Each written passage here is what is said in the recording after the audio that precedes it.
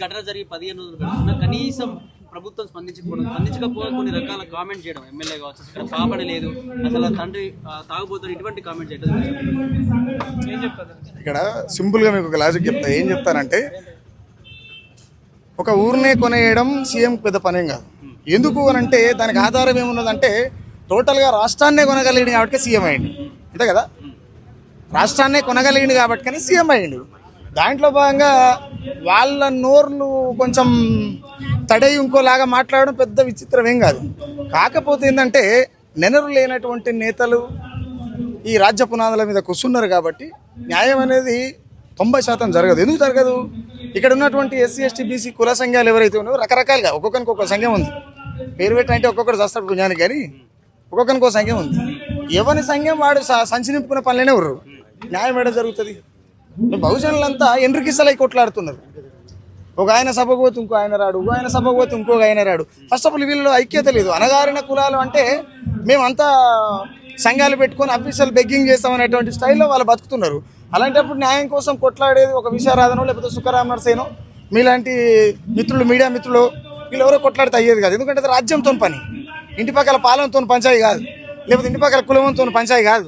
ఇది రాజ్యంతో పంచాయి కాబట్టి రాజ్యంలో ఉన్నటువంటి అన్ని వర్గాల ప్రజలు ఏకమై వేదిక మీదకి వచ్చినప్పుడే న్యాయం జరిగేటువంటి అవకాశం దొరుకుతుంది. ఇప్పటికీ కుల దురహంకారం ఉందనంటారు, అసలు నడుస్తున్నారు. కులం లేకుండా భారతదేశం ఎప్పుడు లేదు భయ్యా. లేదనేది చాలా పెద్ద బూటకం. నేనేమంటున్నానంటే, నేను చాలాసార్లు అన్నా, ఇది భారతదేశంలో పుట్టుడునే చేసిన తప్ప మనిషిని మనిషిగా చూడని మతాలదేమున్నది గొప్ప. ఒక జంతువు కాళ్ళు మొక్తారు, గోవుని రక్షించమంటారు, స్త్రీని శిక్షించమంటారు. అసలు రాజ్యంలో బతున్నాం మనం. ఇక్కడ విషయం ఏంది? నేను జంతువు అయ్యి జన్మించిన ఈ జగమే నా కాళ్ళు మొక్కును, నేను బండరాయినై పుట్టిన భగవంతుడా అని పూజిద్దురు. భారతదేశంలో మనువాదం అంతులేని కుల గజ్జిమయం.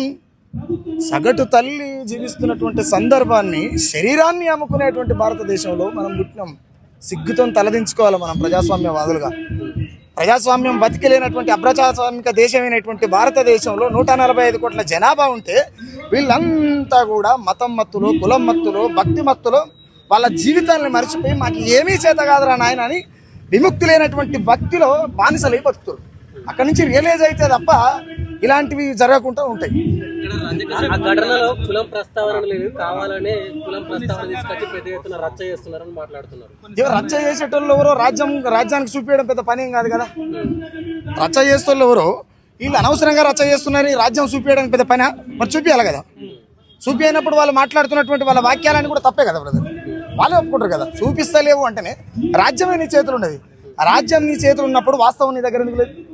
వాస్తవం నీ దగ్గర లేదంటే నేను పుట్టకం కదా. వాళ్ళ క్లియర్ గా చెప్తున్నారు. అన్న స్థానిక ఎంపీ మల్లు రవి గారు ఏమంటారు, ఒక పాపనే లేదు, పాప ఆల్రెడీ వేరే అనారోగ్యంతో బాధపడతా ఉందని చెప్పి స్టేట్మెంట్ ఇస్తారు. అదే అనారోగ్యం 7 months పుట్టింది కాబట్టి హెల్త్ ఇష్యూస్ ఉన్నాయి, అందుకే చనిపోయింది. స్థానిక ఎంపీ అంటారు.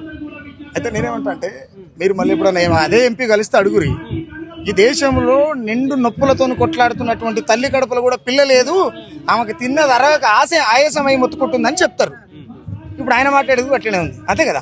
ఒకవేళ అది వాస్తవం కాకపోతే మీ దగ్గర అన్ని రకాల ఆధారాలు ఉంటాయి. రాజ్యమే మీ చేతులు ఉంది. రాజ్యమే మీ చేతిలో ఉన్నప్పుడు మీరు బయట పెట్టొచ్చు కదా.